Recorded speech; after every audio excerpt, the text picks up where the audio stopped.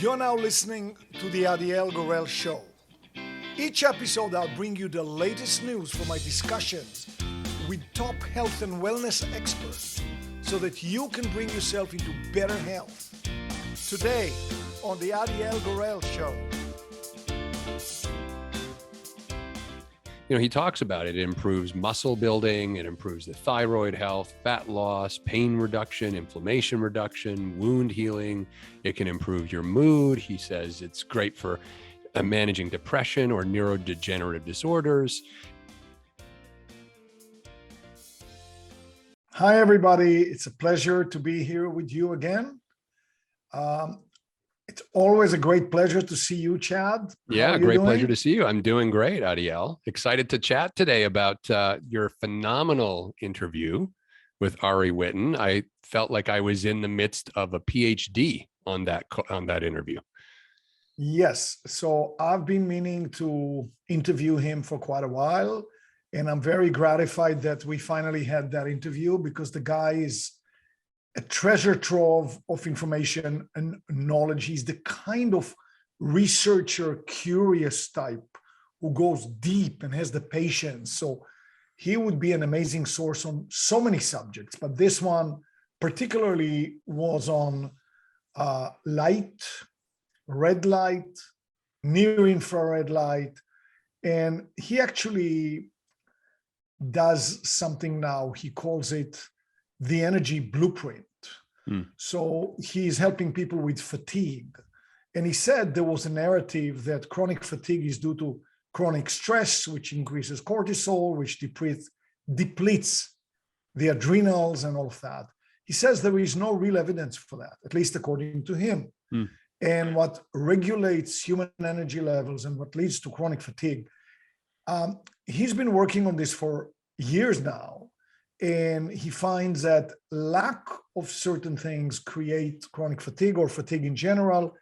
Obviously, he starts with talking about lack of nutrition.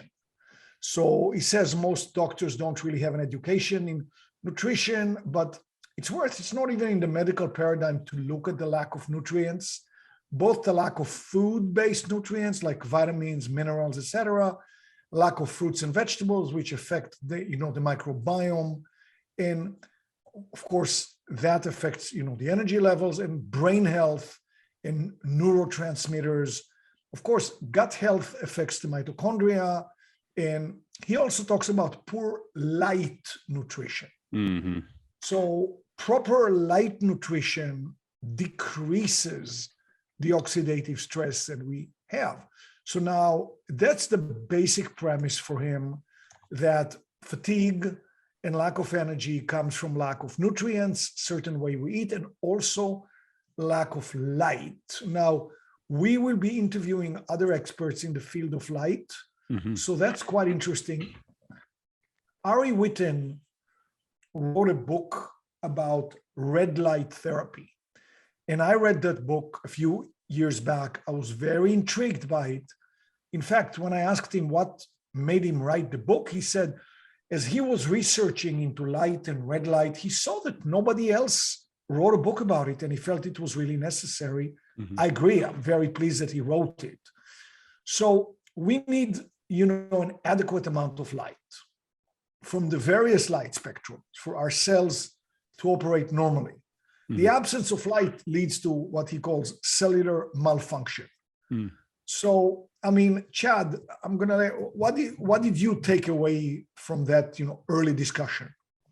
Well, the first thing that I thought was so interesting is just the idea that there's such a thing called light nutrition. This is not something that the average person, I know even for myself, it actually, and Adiel, you and I talk about these kind of things all the time. And the way he phrased that, light nutrition, that was kind of new for me, actually, even considering that light can have a nutrient level, that there's different types of light and different amounts of it have different nutritional effects on the mitochondria of the cell and therefore on energy levels. And the one thing I was struck with is how I feel like we're almost in a medical renaissance right now, if I can say that, where there's sort of like the standardized, we call it Western medical system.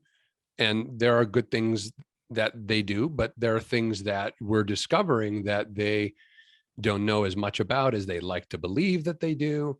I remember going to my doctor recently, not talking about light nutrition, but I was having an issue and I was asking him about something, and I told him about this new research and this new study, and he says, "Oh, I don't know. I'm not an expert in that field. I can't speak on it." So I'm finding what I found striking about this interview is kind of the bigger picture conversation that I've been noticing, which is that doctors are many doctors in Western medicine are kind of stuck in an old paradigm. And I think that's what Ari was kind of getting at.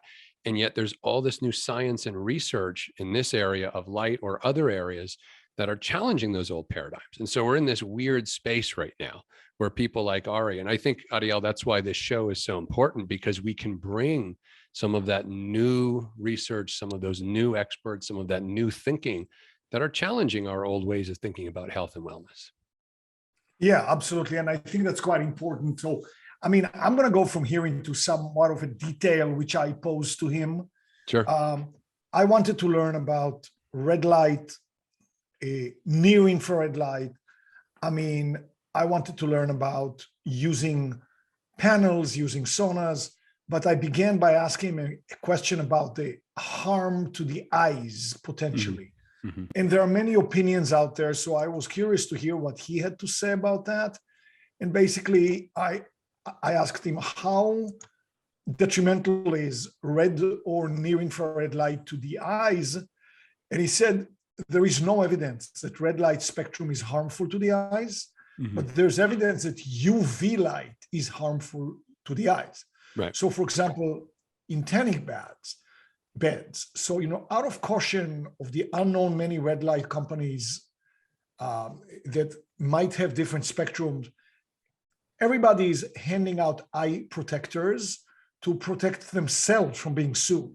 Right. But in actuality, he says there is actually a benefit of red and near infrared light waves on the eyes.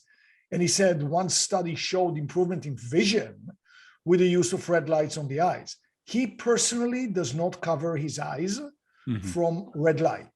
Now, he said blue light therapy for seasonal affective disorder, or SAD, blue light panels that you're supposed to stare at to reset your circadian rhythm. The blue light is highly oxidative, and it is way more damaging to the eyes than red light. And here we are, he says, we are being sold blue light panels, and we are told to stare at them. That's much more dangerous to the eyes than blue light. So again, he says again, red light therapy used to be the business of lasers. Now it's LED panels. Lasers absolutely have the ability to cause tissue and eye damage, but LEDs in that spectrum, according to him, do not. It's non-coherent light, does not.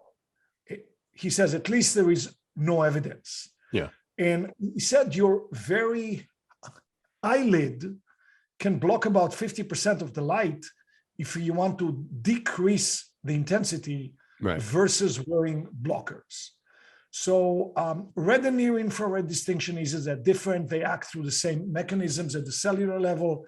Doesn't appear to be a major difference between the two. That's what he says. Yeah. Now, I personally have a red light panel. I would be very lacking if I say I use it a lot. I really should use it a lot more. After the interview, I was very motivated to use it. And now when we are talking about it, I get re-motivated to use it again. It's right there hanging. But he says there are a few distinctions between red and near infrared.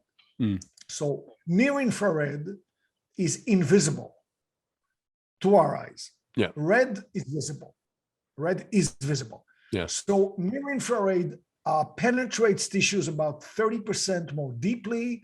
So if we are trying to treat a wound or deep tissue, near infrared would be better. For surface stuff, such as wounds on the surface, skin anti-aging, collagen production, red light. Yeah. So of course, the panel that I have at home is a combination. It's a big panel and it has many LEDs. In fact, it has 300 LEDs. 150 of them are red, 150 of them are near infrared. Oh, so they're Which are blended. not visible. Yeah. Yeah. So if I turn only the near infrared, which you can choose, you don't see anything. It's like nothing is working, but it is. If you turn the red, then the whole room gets red, and it's very, it's quite interesting. So it's when you turn, so there's no light whatsoever with near with the near infrared is infrared? not visible. Yeah. Near infrared is not visible to us. Okay. So how do you know it's on your panel? Just, You believe. Okay. There are ways to measure it. You can have measurements done, but I assume if you buy a high quality panel and you see that the red lights are working perfectly well, it goes to, it stands to reason that the near infrared is going to work.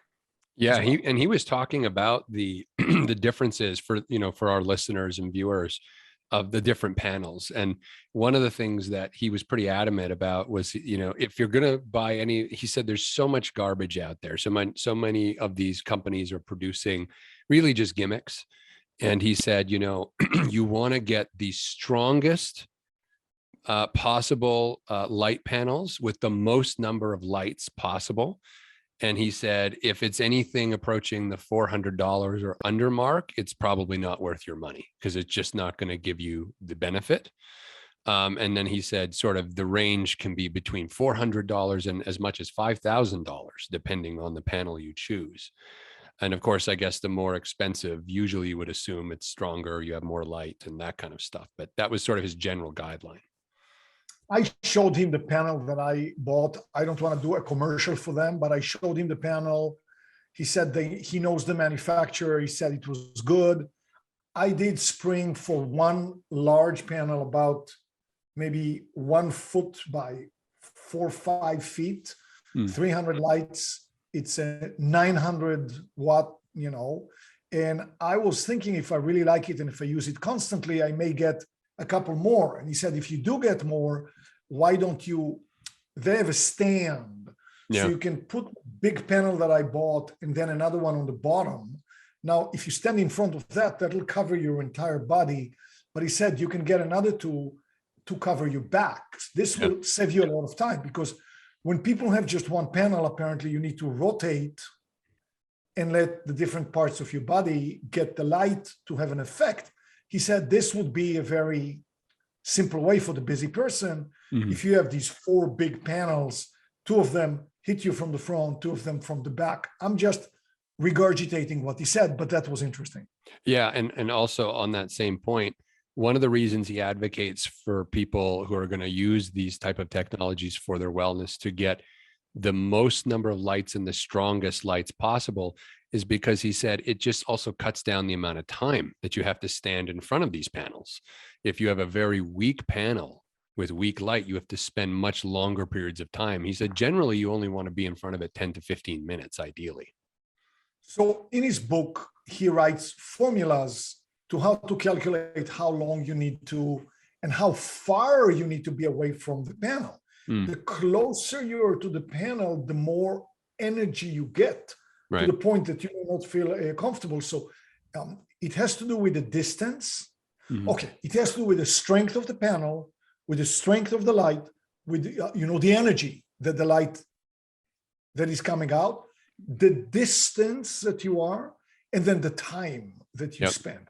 And he has formulas. So in the brochure that I got with the panel that I bought, there are diagrams showing you what's the energy that you get when you stand 6 inches away, 12 inches, 18, 24, 30, 36. And you can kind of tailor that to what you want to do.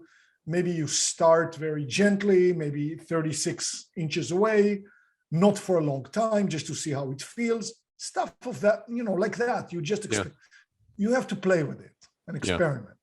Yeah. One of the things I also thought was interesting is when you started asking him about steam rooms and the benefit of steam rooms versus saunas. And it never occurred to me until he mentioned it, but he talked about, first of all, he's a big fan of steam rooms. Anything he says that gets your body up above 170 degrees Fahrenheit, and the hotter, the better. You're going to stress the body and you're going to achieve, a lot of health benefits as a result of that.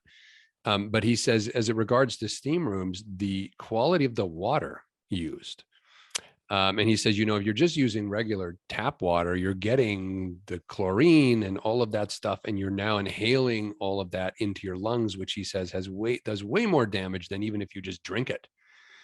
So he says you really want to make sure if you're going in a steam room that you're using purified water. And I thought about that, Adiel. I go to steam rooms all the time. I'm sure a lot of our listeners do. You go to a gym, you go to a spa, you sit in the steam room. I've never, ever once thought to ask, are you using purified water? What's creating the steam?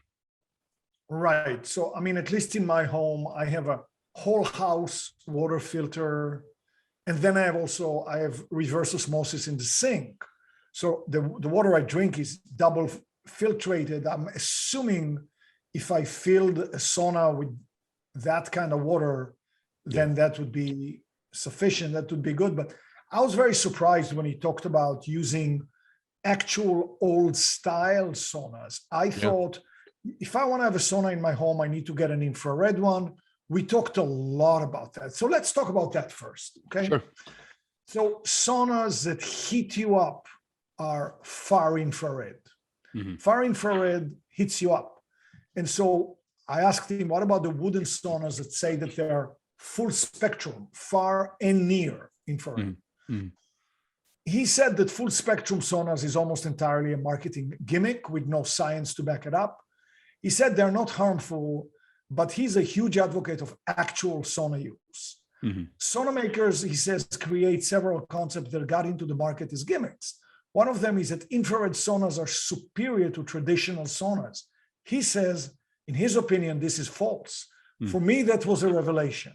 Mm. I'm contemplating getting a sauna for me, and this interview was important for me to learn about what kind of sauna. Now, if and when I get a sauna, I think I'll get a regular one.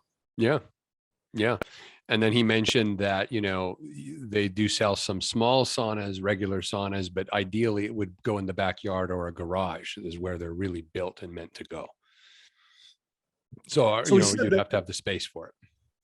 The full spectrum has little meaning because even I know with my little limited knowledge that near infrared, you need to be pretty close to for it to have an effect. Yeah. So if you have a big wooden sauna that you bought for thousands of dollars, and it has far infrared, which will heat you up, and is very good because it heats you up. The near infrared panels that they put on the ceiling will barely even reach you. So that's where it doesn't really have. But the hot room provides the benefit of the far infrared, according to him. Mm. So, I mean, near infrared is useful, he says, only if you are very near. You're not going to do that in a regular sauna. Near infrared is non-heating. So it's interesting. You don't see it and you don't feel it. Yeah. Talk about taking it on faith, Yeah. Well, that sounds a little snake oily to some people, maybe. It does. So that's why actually I get a certain level of comfort by using a panel with 300, LEDs. 150 of them are red. 150 of them are near infrared. You don't see the near infrared. You don't feel it. You feel it only indirectly. Right. If it means you're healing fat, and that's very subjective. So that's a little iffy. But because it's such an elusive spectrum, it's easy to put it inside of a full spectrum sauna. We will give you the full spectrum. Yeah. So basically, far infrared is amazingly good.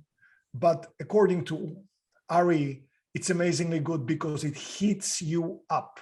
And he says, whenever something sauna, whether it's an infrared sauna or a regular sauna, if it hits you up to 170 degrees or more, or when you feel like, oh, this is really hot, you get benefits. It's called hormesis, it's a strain. It's like when you lift weights, you get stronger. It's the same with cold therapy as well. Yeah. He does say if you are older, he says that regular saunas can get hotter than far infrared saunas. Mm-hmm. So he said you get regular saunas if you want to get hotter.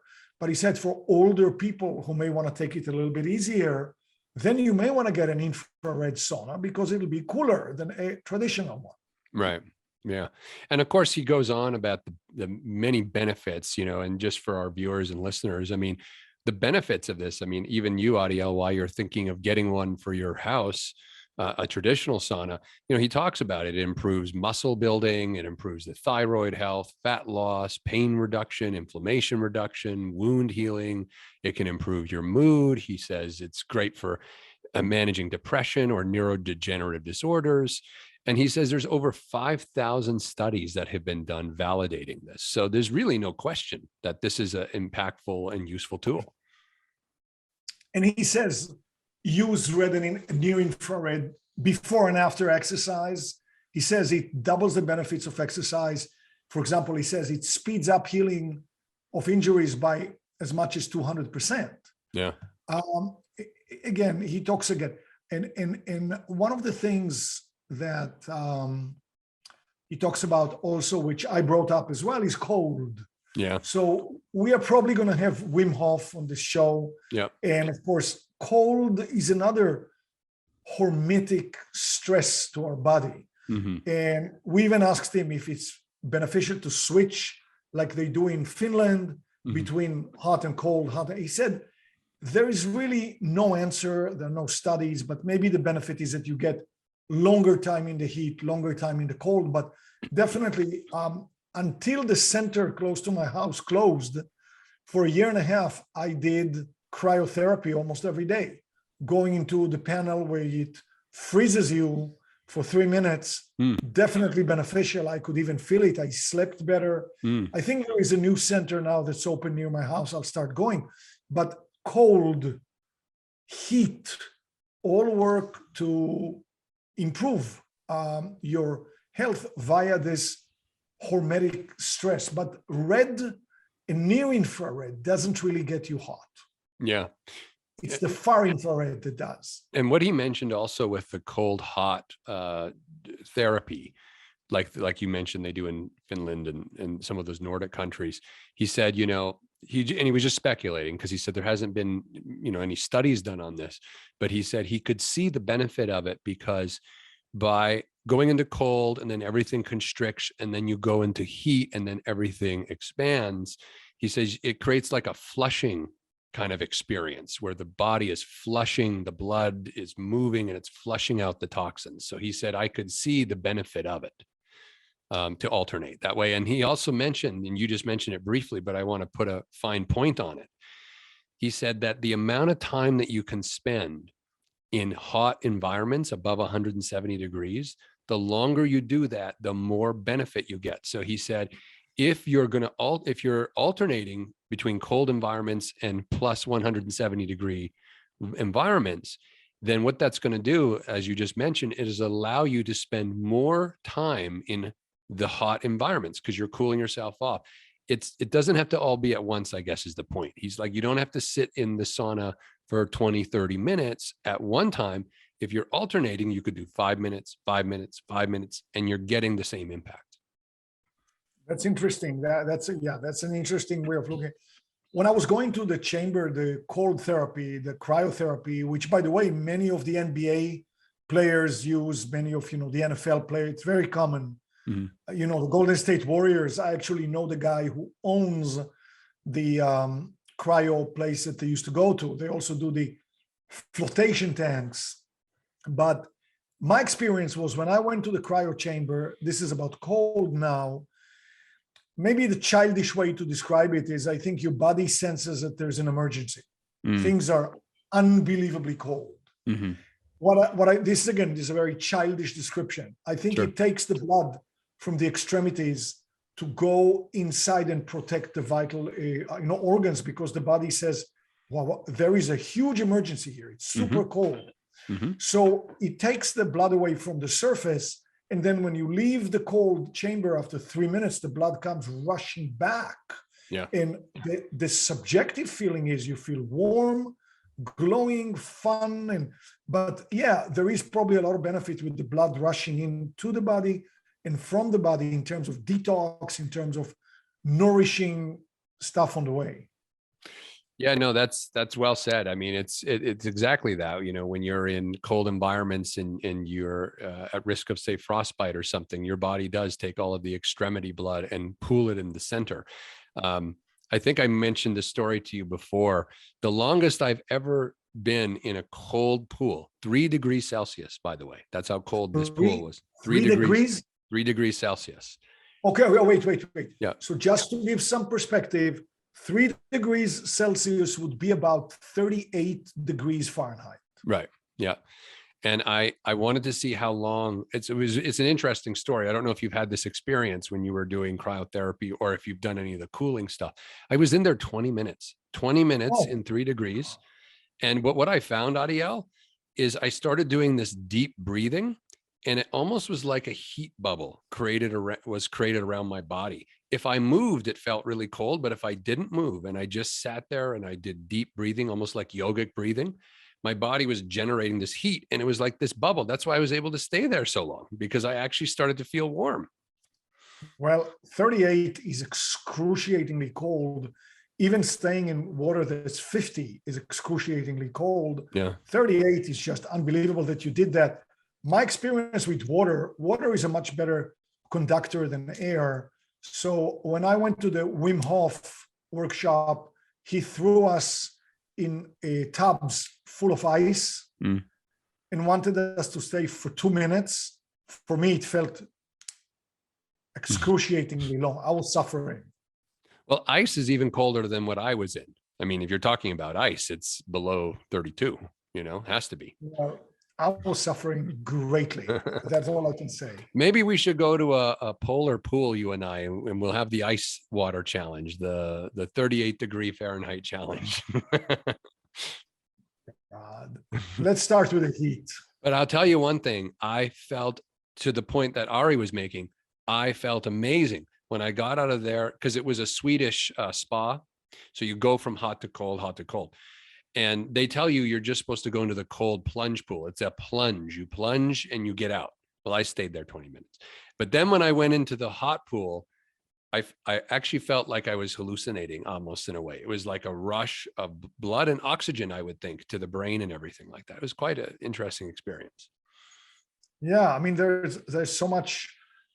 We will definitely get a cold therapy person to talk, whether it's Wim Hof or somebody else. Yeah. But all of those things are, for a while there, following the Wim Hof way, I started every day with a 5-minute cold shower, as cold as I could muster. Yeah. So, in the summer in California, even the cold shower is not super cold. In the winter, it can get pretty cold because, the pipes are cold. Sure. So 5 minutes every morning, it made me feel better. It made me feel good. I was very stoked about it. I did not persist. Did you find you slept better? Lazy bones. Yeah. At that time, I was doing the cryotherapy as well. And definitely the cryotherapy made me sleep deeper. That was my experience. Yeah. I've never done cryotherapy. I'd like to try that. Also sensory it's much deprivation. easier. It's much easier than what you did in the 38-degree pool. It's much easier. It goes to absurdly low temperatures, but it's only for 3 minutes. Oh, I see. Okay. Well, we've only got a few minutes left here. We have actually your next interview coming up is with Roudy Nassif, who, following in the footsteps of Ari Whitten, is going to be talking about the research that his company has done and some of the products that they've created around light therapy, but specifically with glasses for the eyes and the impact on the eyes. Any thoughts on this upcoming interview before we break this episode? Well, I think it's a perfect segue to this interview with Ari Whitten.